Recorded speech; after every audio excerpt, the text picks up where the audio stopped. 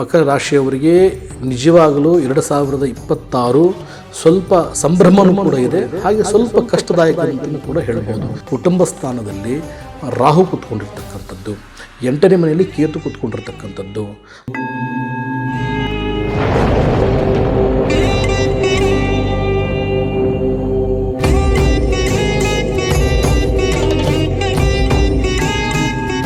ಮಕರ ರಾಶಿಯವರು, ಅವರ ರಾಶಿ ಭವಿಷ್ಯ ಹೇಗಿದೆ ಅಂತ ಹೇಳಿ? ಹೌದು, ಮಕರ ರಾಶಿಯವರಿಗೆ ನಿಜವಾಗಲೂ 2026 ಸ್ವಲ್ಪ ಸಂಭ್ರಮನೂ ಕೂಡ ಇದೆ, ಹಾಗೆ ಸ್ವಲ್ಪ ಕಷ್ಟದಾಯಕ ಅಂತಲೂ ಕೂಡ ಹೇಳ್ಬೋದು. ನಿಮ್ಮ ಮಾತಿನ ಮೇಲೆ ಬಹಳ ಹಿಡಿತವಾಗಿರಬೇಕು. ಯಾಕಂದರೆ 2ನೇ ಮನೆಯಲ್ಲಿ ಕುಟುಂಬ ಸ್ಥಾನದಲ್ಲಿ ರಾಹು ಕೂತ್ಕೊಂಡಿರ್ತಕ್ಕಂಥದ್ದು, 8ನೇ ಮನೆಯಲ್ಲಿ ಕೇತು ಕೂತ್ಕೊಂಡಿರ್ತಕ್ಕಂಥದ್ದು, ಹಾಗೆ ಈ ಒಂದು ಗುರುವಿನ ಬಲನೂ ಇಲ್ಲದೇ ಇರತಕ್ಕಂಥ ಸಂದರ್ಭದಲ್ಲಿ ಇದ್ದಕ್ಕಿದ್ದ ಹಾಗೆಯೇ ನೀವು ಸಮಸ್ಯೆಗೆ ಸಿಗಾಕೊಳ್ಳುವಂತಹ, ತೊಂದರೆ ಆಗುವಂತಹ, ಅಲ್ಲಿ ಸಮಸ್ಯೆಗಳನ್ನು ಕ್ರಿಯೇಟ್ ಆಗಿ ಬಗೆಹರಿಸಲಿಕ್ಕೆ ಆಗಲಾರ್ದೇ ಇನ್ನೊಬ್ಬರ ಸಹಾಯ ತಗೊಳ್ಳುವಂತಹ ಪರಿಸ್ಥಿತಿಗಳು ಕೂಡ ಎದುರಾಗ್ಬೋದು. ಶನಿ ಮಹಾರಾಜರು 3ನೇ ಮನೆಯಲ್ಲಿ ಚೆನ್ನಾಗಿ ಇದ್ದಾರೆ.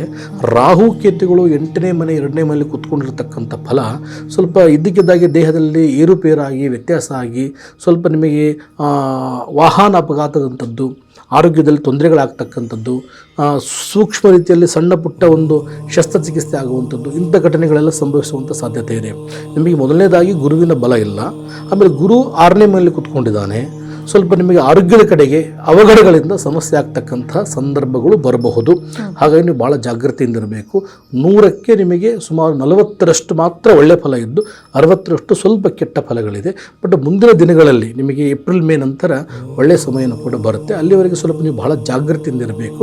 ನೀವು ಯಾವುದೇ ಕಾರಣಕ್ಕೂ ಮಧ್ಯವರ್ತಿಗಳಾಗಿದ್ದರೆ ವ್ಯವಹಾರ ಮಾಡುವಂಥವರು ಭಾಳ ಜಾಗೃತಿಯಿಂದ ವ್ಯವಹಾರಗಳನ್ನು ಮಾಡಿ, ನಿಮಗೆ ಮೋಸ ಆಗುವಂಥ ಸಾಧ್ಯತೆಗಳು, ಅತಿಯಾಗಿ ಎಲ್ಲಿ ನಂಬಿರ್ತಾರೋ ಅಲ್ಲಿ ಧನಹಾನಿ ಆಗುವಂಥದ್ದು ಅಥವಾ ನಿಮ್ಮ ಬಗ್ಗೆ ಅಪಪ್ರಚಾರ ಮಾಡಿ ಮಾನಹಾನಿ ಮಾಡುವಂಥದ್ದು, ಇಂಥ ಘಟನೆಗಳು ಸಂಭವಿಸುವಂತಹ ಸಾಧ್ಯತೆಗಳಿರುತ್ತೆ. ಹಾಗಾಗಿ ನೀವು ಈ ಮಕರ ರಾಶಿಯವರು ವಿಷ್ಣುವಿನ ಪೂಜೆ ಮಾಡಬೇಕು. ಯಾಕಂದರೆ ಶ್ರವಣ ನಕ್ಷತ್ರದಲ್ಲೇ ವಿಷ್ಣುವಿನ ಜನ್ಮ ಆಗಿರ್ತಕ್ಕಂಥದ್ದು.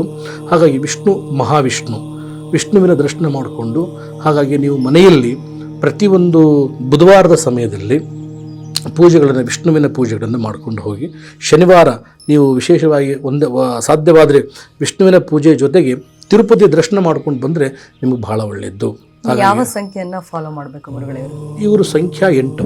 ಯಾಕಂದರೆ ಇವರ ಜೀವನದಲ್ಲಿ ಇವರು ಎಲ್ಲಿ ಪ್ರಾರಂಭ ಮಾಡಿರ್ತಾರೋ ಮತ್ತು ಅಲ್ಲೇ ಬಂದು ನಿಂತ್ಕೊಳ್ಳುವಂಥ ಒಂದು ಸಂಖ್ಯಾ ಇದು. ಹಾಗಾಗಿ ಇವರು ಭಾಳ ಭಾವನಾತ್ಮಕವಾದಂಥ ಜೀವಿ, ಬಟ್ ಇವರು ಎಮೋಷ್ನಲ್ ಭಾಳ ಕನೆಕ್ಟ್ ಆಗುವಂತಹ ವ್ಯಕ್ತಿಗಳಾಗಿರ್ತಾರೆ. ಬಟ್ ಧೈರ್ಯಶಾಲಿ, ಬುದ್ಧಿಶಾಲಿ, ಜಗತ್ತಲ್ಲಿ ಯಾರೇ ಇಲ್ದಿದ್ದರೂ ಕೂಡ ನಾನೊಬ್ಬ ಹೋರಾಟದಿಂದ ಬದುಕ್ತೀನಿ ಅನ್ನುವಂತಹ ಆತ್ಮವಿಶ್ವಾಸ ಇರುವಂತಹ ವ್ಯಕ್ತಿ. ಹಾಗಾಗಿ ಮಕರ ರಾಶಿಯವರಿಗೆ ಅಷ್ಟೇ ಒಳ್ಳೆಯವರಾಗಿರ್ತಾರೆ. ಈ 12 ರಾಶಿಗಳಲ್ಲಿ ಕುಂಭರಾಶಿ ಅಂತ ಹೇಳಿದರೆ ಒಂದು ಕಡೆ ನೀವು ಅಮೃತ ಕಳಶ ಅಂತಲೂ ಹೇಳ್ಬೋದು, ಮತ್ತು ಇನ್ನೊಂದು ಕಡೆ ಬಂದಾಗ ನಾವು ವೈರಾಗ್ಯ ಅಂತ ಕೂಡ ಹೇಳ್ತೇವೆ.